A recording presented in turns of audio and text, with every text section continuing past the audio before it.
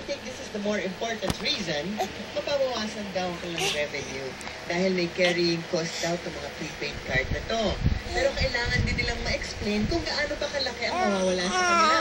Posibleng it means, and most probably it will mean decreased income. Pero siguro, wala naman sa pagiging pangkarote or talagang sobrang laki, especially ng mawawalang revenue.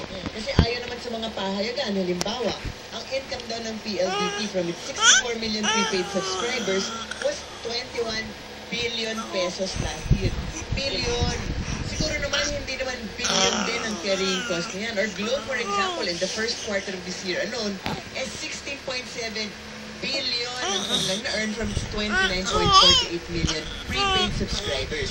Hindi natin maikakala na malamang nga mapabawasan talaga ang kanilang kinikita dahil magiging madalang ang pagbili ng prepaid card kung walang expiry date.